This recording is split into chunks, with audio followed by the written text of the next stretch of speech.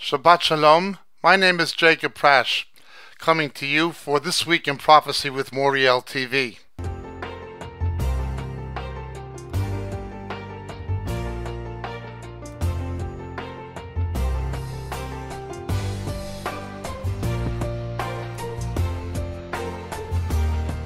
Lifting up Jesus, opening His Word from Australia, Denmark, Israel, Japan, New Zealand, Northern Ireland, Republic of Ireland, Singapore, South Africa, United Kingdom, Thailand, the Philippines, United States, and throughout the world.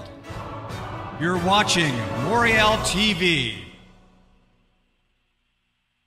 Speaking to you from the Syrian border on the eastern slope of Mount Hermon, Har Hermon, and the Golan Heights. Let me explain exactly where we are. That is the official border of the United Nations ceasefire zone, the no man's land, with Syria on the far side and Israel on the near side. We're speaking from a Druzy village. The Druze are a sect that are not Muslims. Although they speak Arabic, they're loyal citizens of Israel serving in the military and so forth. But there is a Druzy community in Syria as well as in Lebanon. But the Syrian government policies will not allow communication between the Syrians who are Druzes and the Israelis who are Druzes. Families are divided. You can see them literally yelling across the border because the Syrian government will not even allow telecommunication. They ask things like, has any babies been born in our family? Has anyone been married? Has anyone died in our family? Because they just don't know. There's no direct communication allowed by the Syrian government. Hence the Druzes literally yell across that fence as loud as they can, trying to exchange news with family members because of the policies of the Syrian government. Directly on back of us, where I'm pointing, is Har Hermon, Mount Hermon, certainly the Mount of Transfiguration, where the Lord Jesus would have walked with Moses, and with Elijah, where Peter wanted to build 3 booths. This is the opening sequence in the first chapter of our book on the rapture entitled Harpezo, and this is exactly where it took place on Mount Hermon. Directly on back of us, we're at 8,000 feet. Mount Hermon is approximately 10,000 feet. The transfiguration of Jesus on Mount Hermon is where we have the clearest picture of the rapture and resurrection. Moses, a man who died faithful to God, Elijah, a man who never died but was raptured, meet the Lord Jesus, as it were, in the air, the highest point in Israel, where Lebanon, Galilee, and Syria come together on top of Mount Hermon, Har Hermon, snow-covered 5 months of the year. Even now it is very cold and breezy, even though we're at the beginning of Israel's summer. Looking down this way again towards the Syrian border, there are Israeli military monitoring posts immediately to our right, which we're not allowed to film. The military police will obviously not allow us to do that. However, you can frequently hear shooting and explosions coming from the Syrian side of the border. There have been many victims quite close to Israel, and Israel has accepted from all camps and from all communities victims of the combat for emergency medical surgery and treatment, something ignored by the international media. These include Arab Christians, Druzes, and rival Islamic sects pro and anti-Assad regime. It also has included Iranians. Right across this border is where the combat has sometimes reached, and it is ongoing sometimes on an almost daily basis. It is here we begin This Week in Prophecy.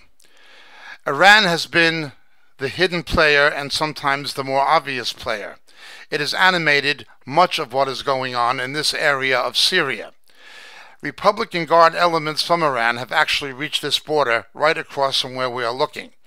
They have usually used surrogates, but Iranian Guard units have managed to get to the border and evoked an Israeli response. In one of the responses, Israeli airstrikes have managed to kill an Iranian general, taking place right across this border from where we are presently looking. This has been ongoing. Now we have to understand Iran's agenda. Iran, being Shia, are backing Assad because he is a member of the Alawite Shia sect. There is a religious component to this as opposed to what is happening with the Sunnis. Much of what is actually taking place in Syria is a civil war with Islam between Sunnis and Shias, akin to the war between Iran and Iraq in the 1980s. This area from where we are speaking is of tremendous biblical importance. The contemporary events that are transpiring in the news and in prophecy are taking place where so many important events happened in biblical history. If you just look to where I'm pointing, on back of that mountain is a valley, a gulch, and to the east of it, not very far, is the location of what is the Damascus Road, where St. Paul would have been knocked off the horse and converted on his way traveling in a north by northeasterly direction towards Damascus. As we have stated, Mount Hermon is the site of the Transfiguration. It was not Mount Tabor, as is alleged by Greek Orthodox and Roman Catholic traditions. It could not have been. If we read the Gospels carefully, it had to be Mount Hermon, Har Hermon. Something else transpired here, though. It goes way back to ancient history, according to the book of Jared. It is where the Nephilim came down, as recorded in the book of Genesis chapter 6, and procreated with human women, in a demonic attempt to corrupt genetically the human race to prevent the seed of the woman from coming and bringing redemption. Now, Jesus was emphatic, just as it was in the days of Noah. What happened here on top of this mountain with the Nephilim will in some way be replayed eschatologically and prophetically in the last days, but this is where it originally happened. It's spoken of not only in the book of Genesis, but also referred to in the New Testament, in the Epistle of Jude, and that is alluded to in various other biblical passages, but we have the historical record of it from the book of Jared right before us on Mount Hermon. Looking again at this week in prophecy, the player becomes Iran and its designs. What Iran is attempting to do at the very moment we're speaking to you is to establish two corridors. One corridor would branch off from the other in northern Iraq, south of the region that is the Kurdish provinces of Iraq, south of Turkey. They would then fork and split, with one going into eastern Syria, coming through the north side of Damascus, and proceeding across the Shuf into Lebanon, where the Iranians would have a direct corridor to supply and to back and to arm and to replenish with munitions for Hezbollah in southern Lebanon, hence creating a front to attack Israel from the north. The other would be right before us. It would come to the south side of Damascus, right up to the border below us, where the Iranians, with their proxies, would be able to threaten Israel directly up the Syrian border here in the Golan Heights. So there would be two fronts, one in the north and one in the northeast. That is the essential strategic design of Iran. In this, they have a de facto backing of Mr. Putin. He is essentially cooperating with the Iranian aims.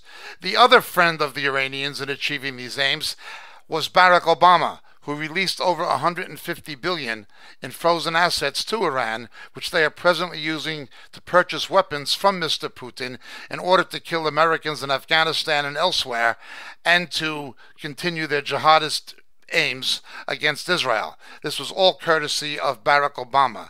If there was ever a president who should have been impeached, and some would say put on trial for treason, it was certainly Barack Obama, who has done anything and everything he can, together with John Kerry, to enable the Iranian aggression against Israel, but also against the United States, both in enabling their, or in de facto terms allowing the nuclear proliferation, but in financially giving them the wherewithal to accumulate the arms and munitions they need for waging jihad and radical Islamic terror backed by Iran. Again, thanks to Barack Obama, who wrote the check. In this area, directly below us, we have had not only forces opposed to and supportive of the Assad regime. We've had Russian military advisors, we've had Iranians, we've had elements of ISIS and of Al-Qaeda. This is how close they have reached Israel, right to this border directly below us. It would have been from this area below us and slightly to the north, where the Syrian rocket attacks on Israel would have been launched that were taken out by the Israeli Arrow missiles that are capable of taking out even smaller projectiles such as Katyushas. Again, these weapons were provided via Iran but manufactured in Russia, yet they were not able to penetrate Israel or Israeli airspace significantly. They were taken down by the Iron Dome defense system and the Arrow missile technology jointly developed with the United States. The guidance systems for the Iron Dome at this particular point are situated on back of us up on Mount Hermon and off to my left, but we can't photograph them again, but exactly where the guidance systems were. The missiles would have fallen in this area going off to our right towards Jordan, but this is where the firing would have actually come from. The Israelis responded, of course, with airstrikes, and the airstrikes would have taken place in the area just slightly to our left but before us on the Syrian side of the border, not very far at all. The explosions would have been heard from inside Israel. The smoke would have been visible from here on the slope of Mount Hermon. What the Iranians are essentially doing is what the Russians are doing, poking, poking, poking. You're seeing rather antiquated Russian bombers approaching Alaska, then turning back, Russian ships coming close to American naval vessels. Well, the Iranians are doing the same thing with small gunboats coming within 1,000 yards of American naval vessels in the Straits of Hormuz at the entrance to the Persian Gulf. They poke, come close, pull away. Americans go on alert, prepared to fire, but nothing seems to happen. Here on the Israeli-Syrian border, however, things do happen, and the Israelis always return fire. This past week, the Syrians claimed to have downed an Israeli fighter jet. The Israelis deny this. This would have taken place, again, in the foreground just before us, in Syria, somewhere between where we're standing and Damascus, whose outskirts are no more than 16 miles from where I'm standing. That is how close Damascus is from the Israeli border here in the Golan Heights. This is a very, very intense area. The Israelis, as we pointed out last week in prophecy, bombed the area around the airport that was used in the shipping of Iranian weapons bound for Hezbollah and Lebanon. The claim that one Israeli plane was shot down was vociferously denied again by the Israelis. But there is a probable deployment of the Russian S-400 anti-aircraft missile system. The Russians use Syria as a testing ground for its latest hardware in actual combat situations. It would appear, however, it has not been working as good as it's claimed to be, but again, we don't know exactly for sure. A more advanced Soviet anti-aircraft system, the S-500, is under development and it is claimed will be superior. It is always a technological battle with the Americans and Israelis needing to technologically re-innovate to keep up with the anti-aircraft measures that the Russians provide via Iran to Syria, and it's all taking place right before us. But now let's look even further at this week in prophecy. This week in prophecy, something that would have been unimaginable 10 years ago or even 5 years ago transpired. We now have a public schism, a falling out between Hamas in the Gaza Strip and Hezbollah in southern Lebanon. Because of the Sunni-Shia divide, there has always been something of a problem in their relationship, but because of the common enemy Israel, and because of Iranian willingness to arm both Hamas and Hezbollah, there has been a kind of political cooperation. Interestingly, though, they never really worked in strategic cooperation. When Hamas was attacking Israel on the south, Hezbollah never attacked on the north, and when Hezbollah was attacking on the north, Hamas never attacked on the south. It was always a political cooperation. It was never really fully a strategic one, except in very limited terms. Again, this is partially related to the politics of the Sunni-Shia divide and certain other factors. Nonetheless, let's understand what's actually happening.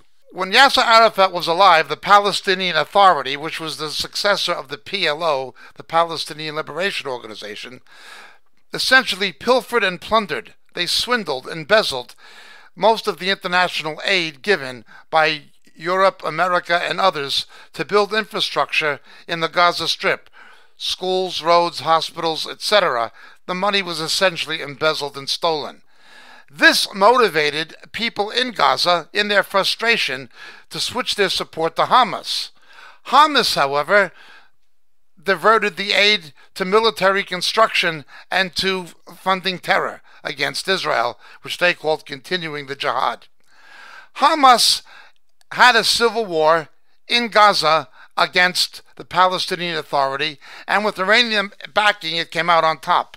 This was not the first time there was a civil war among the so-called Palestinian Arabs. And in their civil wars, they kill a lot more of each other than the Israelis ever kill in self-defense, but the Western media is reluctant to report that. There was a terrible bloodbath in Lebanon, Palestinian against Palestinian Arab, but what took place in Gaza was even worse. Now, however, Hamas wants to make a play for the West Bank and to either circumnavigate or, if possible, ultimately displace Hamas and the Palestinian Authority. Hence, they are making a diplomatic move that many are decrying. They have appointed a new political chief this week in prophecy. His name is Ismail Haniyeh. He is a major figure in He's been a major figure in the conflict between the Palestinian Authority and Hamas in the past, and he's a political enemy of Mr. Abbas. They're actually beginning to talk about the possibility of some kind of a recognition of Israel's right to exist in very hypothetical terms. They're doing this to groom the sympathies of the European left and of certain people in America. Certainly in the hope of getting more international financial aid, which they can apply to their own purposes, but also for propaganda purposes at a strategic time. What is the time? The time is the advent of Mr. Trump's arrival in Israel within the next 2.5 weeks and his upcoming visit to the Kingdom of Saudi Arabia. In anticipation of these events, they've begun to make a move. This move has also included a distancing itself from the Muslim Brotherhood, mostly based in Egypt. Now, this would appear to be a moderation in their traditional jihadist position, but we must understand something. They follow the doctrine of Tawhid, the Islamic doctrine of Tawhid, permissible lying. When they lie to the infidel, it's not seen as a lie. It's simply seen as military disinformation in the jihad. They use the term salim when they talk to the West, peace, but when they talk to each other, they use the term in Arabic hudna, a temporary ceasefire until we can get the strategic advantage. And I have a question for you. If I understood you correctly, you said a bit ago that you support any Muslim doing the work of a Muslim. Can you describe exactly what you mean by the work of a Muslim? Yes, I believe that Islam is submission. And that applies to every aspect of our life, whether in our relationship with our families, our relationship with the society, even the way that we address people and invite them to Islam. Jihad is not something which, the Muslims are permanently engaged in. But there is jihad to liberate Muslim land, which is an obligation for the Muslims to support, verbally, financially, and physically, to liberate and to defend our life and on property.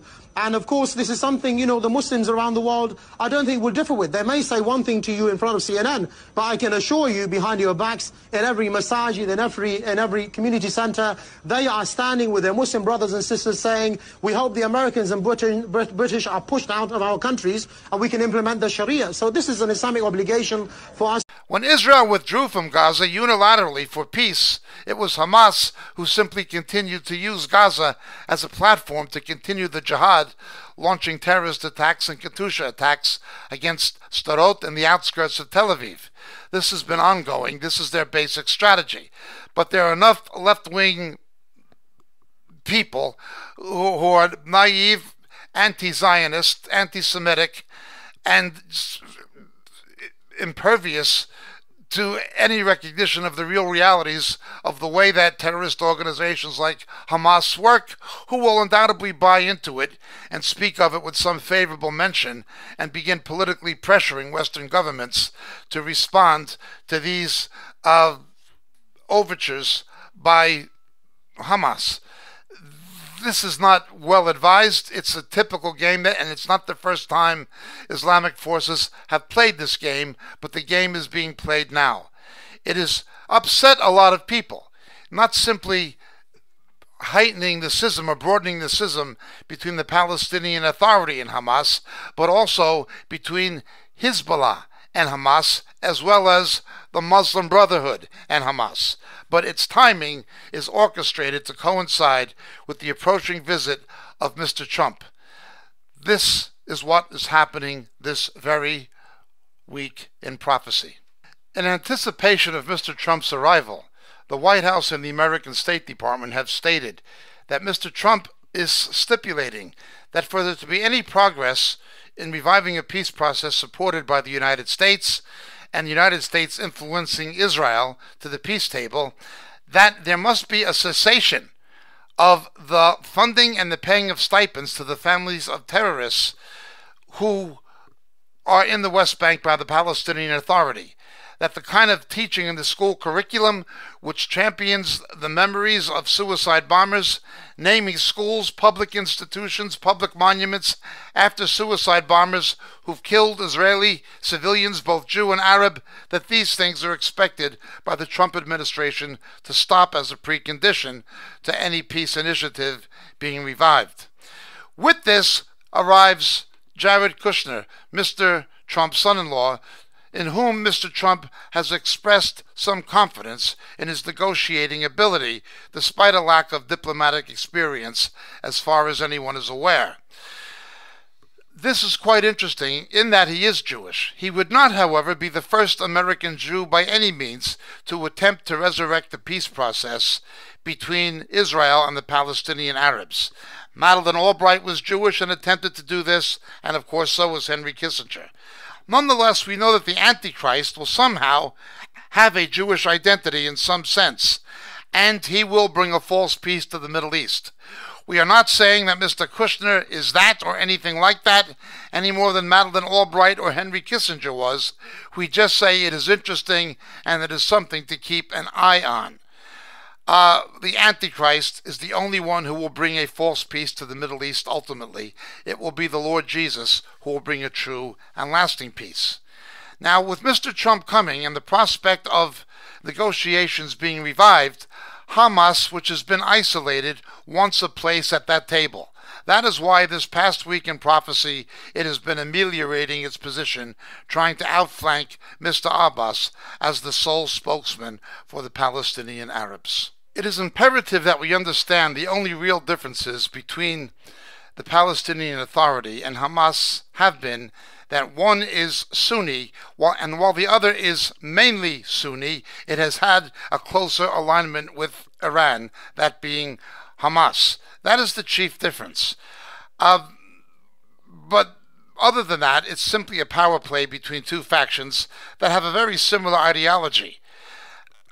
The Palestinian Authority, however, groomed by Yasser Arafat, has been much more skilled at deceiving the West and at playing up to the Western media, pretending to be on a peace crusade, when in fact what they say to their own people, including Yasser Arafat himself before his death, saying jihad, jihad, jihad repeatedly, as bombs were going off at school bus stops throughout Jerusalem and Tel Aviv, is that they do the same things as Hamas, but sing a different song. This is the only real difference. Well, now Hamas is learning to play the same game. Hamas said what it was and did what it said, while the Palestinian Authority said one thing and did another. Now Hamas is beginning to imitate them, wanting a place at the table, and again, wanting more political leverage in the West Bank. That is basically what is transpiring this week, and it's quite interesting indeed. Let's continue looking at this week in prophecy. The State Department and White House also announced that Mr. Trump will be visiting Saudi Arabia and having direct negotiations with the King of Saudi Arabia, whose regime is less stable than many people imagine, and who are somewhat quaking in the shadow of the Iranian threat. Mr. Trump is interested in negotiating a mega arms deal again with the House of Saud, who are the de facto government of Saudi Arabia. These people are, of course, Wahhabists. They are Salafist Islamists who are pro-Sharia and who fund Islamic extremism globally. While you cannot bring a New Testament into Saudi Arabia, they fund the proliferation of pro-Sharia mosques, schools, madrasas, etc., and other Islamic institutions throughout the Western world, including the United States, and do so with the blessings of the American government. We are drawn back to the words of George Bush Sr., "The Saudis are our friends." Again, as I've said before, a regime that will behead people for becoming Christians may be a friend of Mr. Bush, but he's no friend of America, certainly not Christian America. The Bush administration, both of them, and certainly people like Dick Cheney and James Baker, did nothing but pander to the Saudi Arabians, even in the aftermath of the September 11th attacks, withholding from the public the involvement of key members of the House of Saud, that is the Saudi Arabian government, in what happened on September 11th, when most of the hijackers were from Saudi Arabia, and the Bush administration continued the express visa program to bring in more Saudi Arabians for a full year after September 11th. We can say safely, without exaggeration, that the House of Saud, who funded the radicalism that resulted in September 11th, carried the Bush White House around in their back pocket.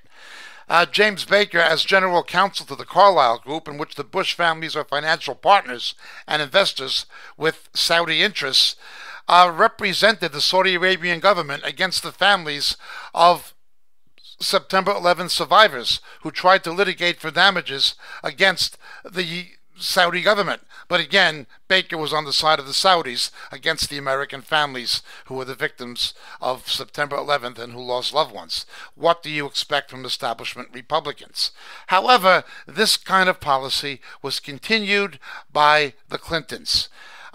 Hillary Clinton alone, with the Clinton Foundation, received $25 million from the women's rights, from the human rights, from the Christian rights violating Saudi regime. And of course it was continued by Barack Obama. That goes without saying, except Barack Obama even more so pandered again to the Iranians. We've seen one betrayal after another. We had the hope that this would begin to change with Mr. Trump. So far, it really has not changed too much, even though he will use the term Saudi terror. The Saudi government, again, will not allow bringing a New Testament into Saudi Arabia. I know, I've been there. But that did not stop George Bush Jr., George W. Bush, from putting a Koran given to him by the King of Saudi Arabia in the White House library after September 11th to honor Islam. It was the Bush family who began celebrating Ramadan in the American White House. I would like to know if the King of Saudi Arabia would receive a New Testament from an American president and celebrate Christmas or a Christian holy day inside the royal palace in Riyadh. The answer would, of course, be no, but those things mean nothing to the political whore class that runs most American administrations of both parties. What do you expect from a prostitute, except for a prostitute to behave like a prostitute? Well, a political prostitute like Bush is no different, or Obama, or Clinton, as the case may be. But there was a hope that Mr. Trump would be different.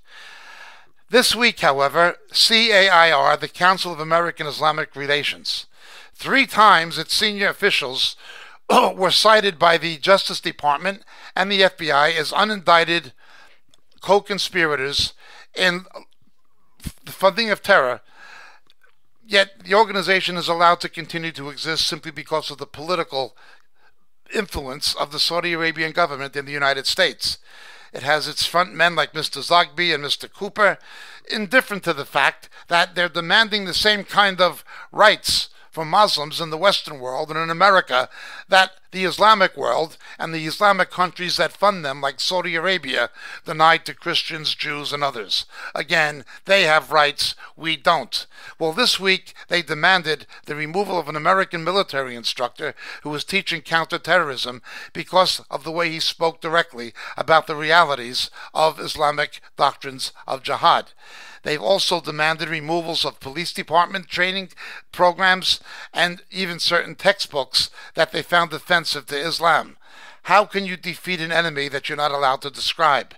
Now again, so far, Mr. Trump has really not done anything about Saudi Arabia. He's not even released the 28 pages of documentation linking them or showing their involvement to the events that preceded September 11th. This is most discouraging. Again, it's early days. We're looking to see what Mr. Trump will actually do. Please pray for him and for Mr. Pence that he will not sell out to Saudi Arabia for money or for oil money the way preceding administrations have. We understand the reality of needing Saudi Arabia on our side against Iran, but that should work both ways. It should be reciprocal. And so far it has not been. We've always called for the CAIR to be investigated by Congress and to be closed down as an organization whose senior leadership has been linked to Islamic terror. It needs to be closed down on the grounds of national security.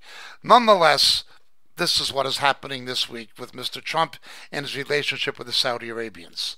In Israel, there is a high expectation as to what Mr. Trump will do concerning his promise to relocate the American embassy to Jerusalem. Will he do it, or will he break the promise? That remains to be seen. I will bless them that bless thee and curse them that curse thee. It is my prayer and my hope that Mr. Trump will keep that promise and relocate the embassy, at least its main headquarters, where the ambassador's office will be, to Jerusalem. That's what he said he would do, and it's a reasonable expectation for him to keep his word, not only to Israel, but to the Christian supporters who are supportive of Israel, who voted for him. We shall see. He's coming in 2.5 weeks. If we just go back a half step. Okay. Ready? Another curious news item was released in the international press this week as well, and on internet, and it made front page news here in Israel, but was downplayed in the United States as just more rhetoric from North Korea. For the first time significantly, however, at least with any major amount of focus or emphasis or amplification, the North Koreans have threatened to punitively rain destruction upon Israel. They are thousands of miles away from Israel. They're not an Islamic country. They should have no agenda. But North Korea has exported any weapon it has ever made, and it has exported them to rogue states for state-sponsored terror. And now, of course, they're on the precipice of attempting to get a nuclear capacity, as is Iran. But North Korea this week actually threatened to destroy Israel. That's quite a thing. Whether or not this relates to the kings of the East, many people will have many views of that prophecies in the book of Revelation. Nonetheless, it has not gone without notice here in Israel. Something else transpired this week in prophecy. Okay.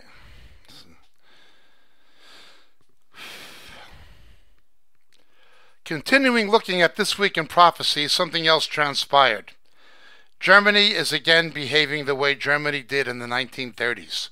We warned last week it was a German court who exonerated Muslim attackers in Germany of a Jewish institution of any hate crime, saying it was politically motivated against Israel, even though it was a Jewish target. Again, Germany going back to being Germany. It was not an anti-Zionist act, it was an anti-Semitic act. Nonetheless, the German court said otherwise. Under Angela Merkel, who I like to call Eva Braun Merkel, she wants to allow 1 million Syrian refugees to come in from Syria to Germany 1 million. Among them are many radicalized elements. They've admitted it. There's obviously been ISIS infiltration, Al-Qaeda infiltration, but this means nothing to Angela Merkel. Again, she is no friend of Israel. What she did this week was the following. She led the European contingent in the United Nations to support the UNESCO resolution invalidating any Israeli claim to Jerusalem and its environs as the indigenous people, playing into the hands of an alien people, that is, Islamic Arabs. The United Nations Educational, Scientific, and Cultural Organization. Well, it is not educational. It is propaganda. It is certainly not scientific because it rejects the scientific confirmations of archaeological discovery that show the Jews to be the indigenous people. As far as culture, it supports the culture of jihad. It supports the culture of Islamism. 57 Islamic states in the UN representing its biggest contingent, to whom Angela Merkel is prepared to kneel down and lick their boots. And that is exactly what this woman is doing. Despite the Islamic attacks in Munich, Paris, south of France, and in Brussels, doesn't mean anything to her. The question is, why are these Arab Muslim refugees not going to the oil-rich countries of the Persian Gulf and Saudi Arabia? Why do they want to come to Europe to have the German taxpayer pay for their social benefits? Why do they want to come to the United States? Why aren't they staying in their own region with their own culture, their own religion, and their own language, where oil-wealthy Muslim Arab states can take care of their own, instead of exporting them to Europe, America, and the West? This is a very good question that the mainstream media does not wish to answer, but it's a question that needs to be asked and certainly should be answered. And if anyone should be made to answer that question, it is Angela Merkel. Nonetheless, this is the reality of what this terrible, terrible woman is doing. She's an absolutely terrible woman. We see Germany returning to its 1930s past that led up to the anti-Semitism that predated the Holocaust. Quite a situation. An attack on a Jewish institution, and the German courts say it was not a hate crime. It was only a political statement against Zionism.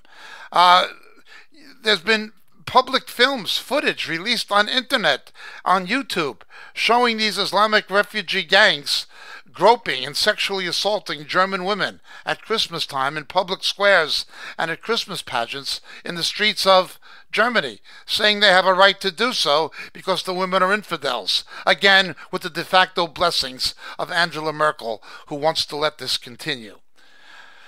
Well, France is going to be ruled by one woman or another. If Mr. Macron is elected, it'll be ruled by Angela Merkel, who, like Mr. Macron, will pander and continue to pander to radical Islam. Or it will be ruled by Marine Le Pen. The problem with her being Le Front National, the National Front, and its anti-Semitic history. It is a lose-lose situation for Israel, and as we looked at last week, it is responsible for the large influx of French-speaking Jews coming from Europe into Israel at the present time.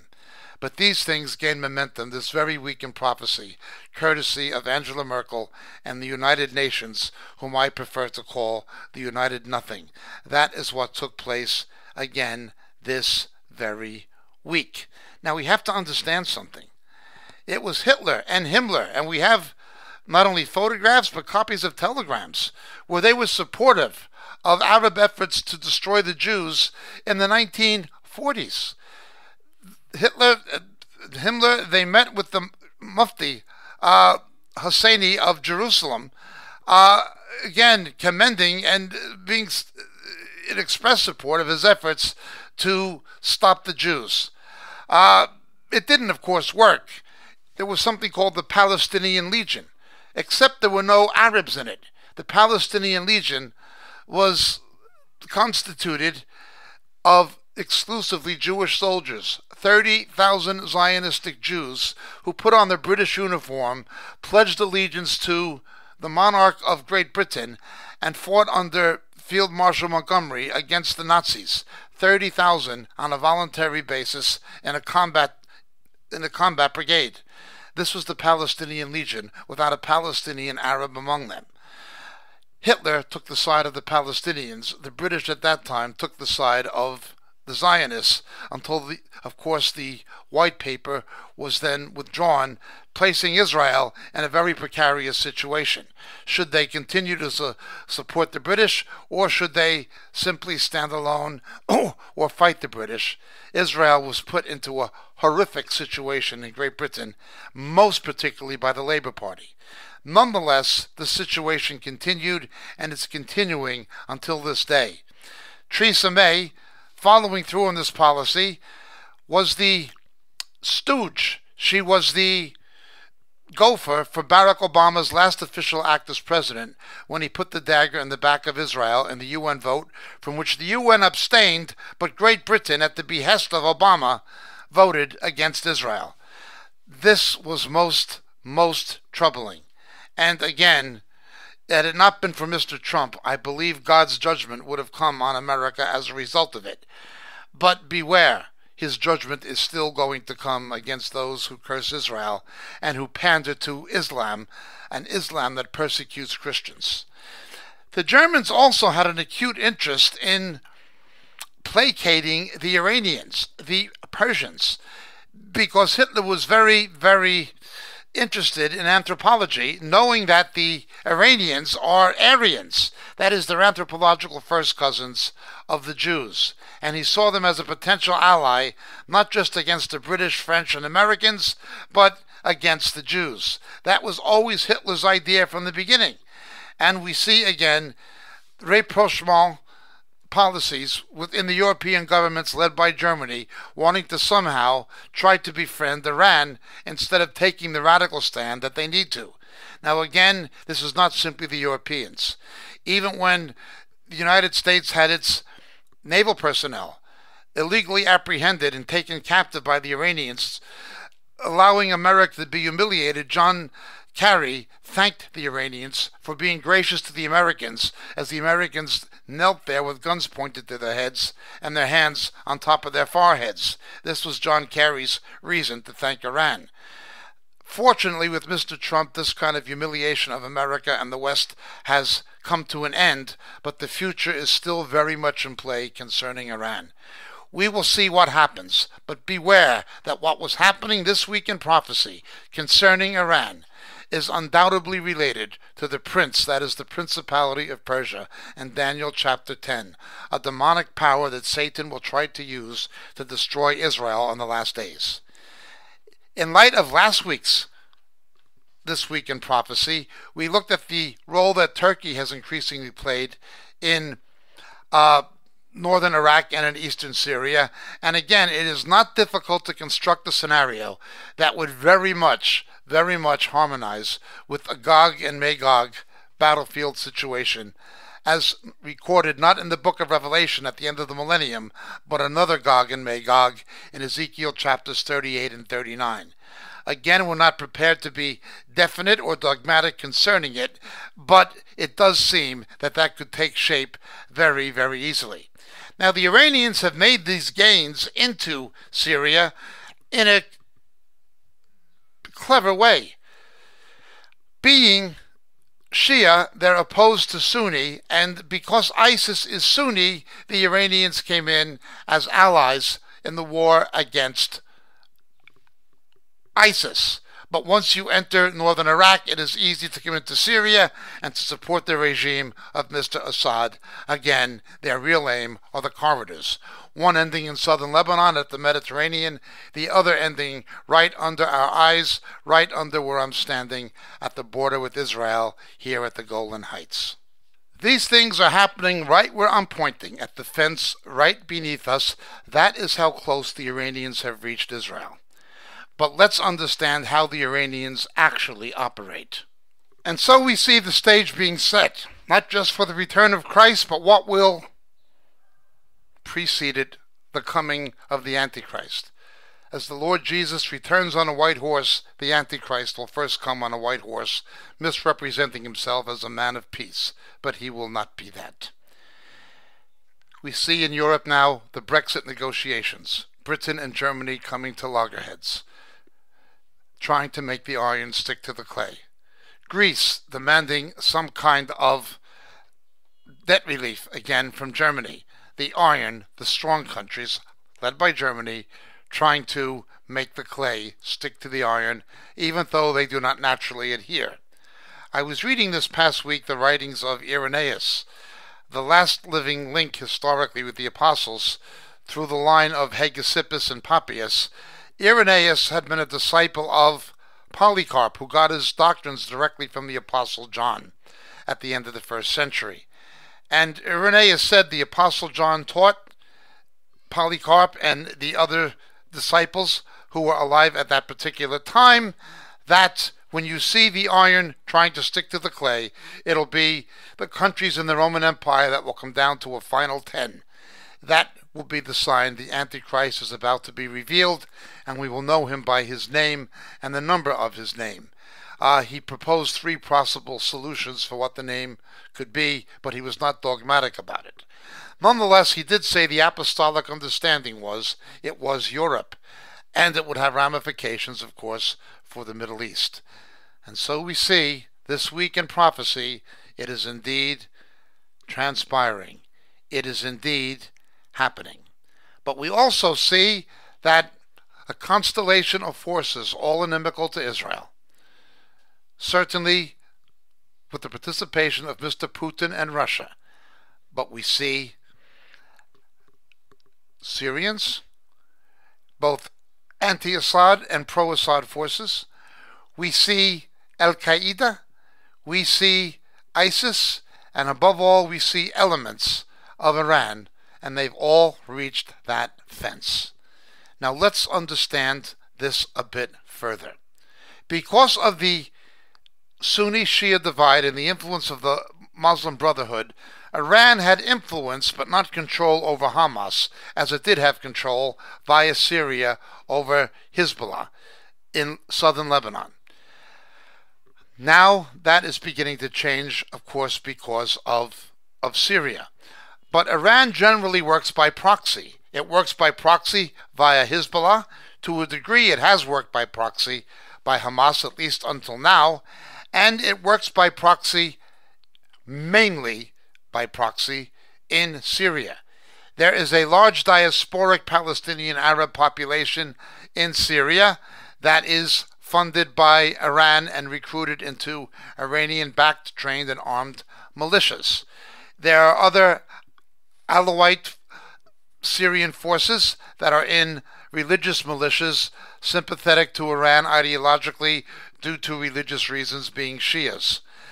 There are other forces aligned with Iran, also active, that are more smaller and independent, all inside of Syria. But Iran is pulling the strings, and they reach this fence right beneath us, exactly in line with what Daniel chapter 10 tells us was going to transpire. Again, how much longer can it be? How much longer before the Lord comes?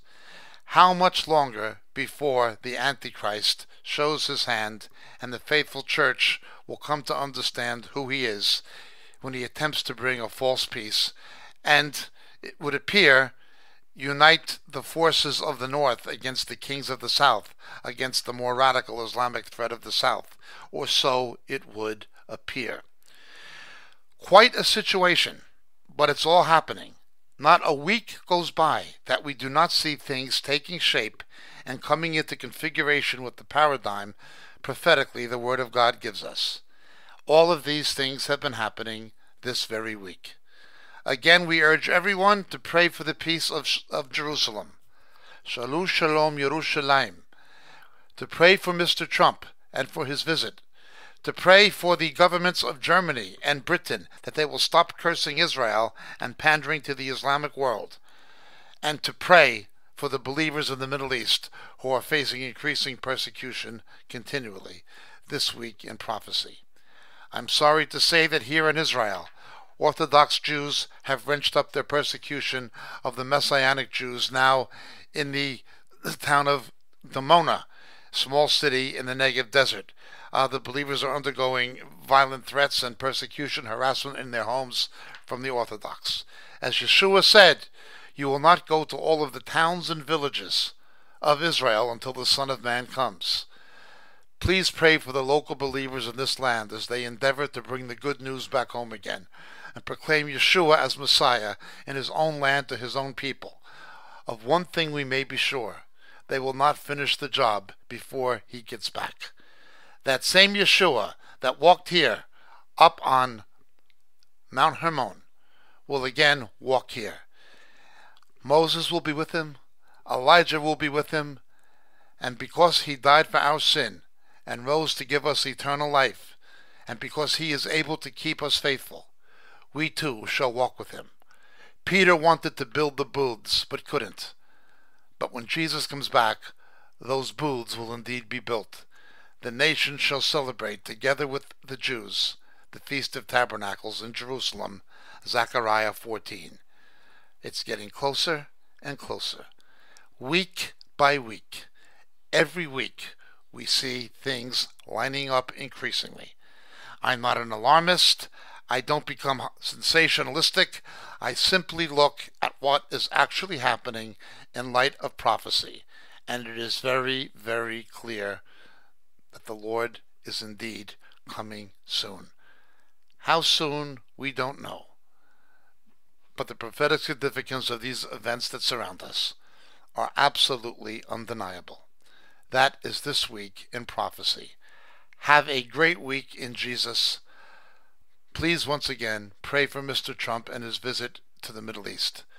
God bless. My name is Jacob Prasch, Yaakov Prasch, coming to you from the border with Syria and the Golan Heights.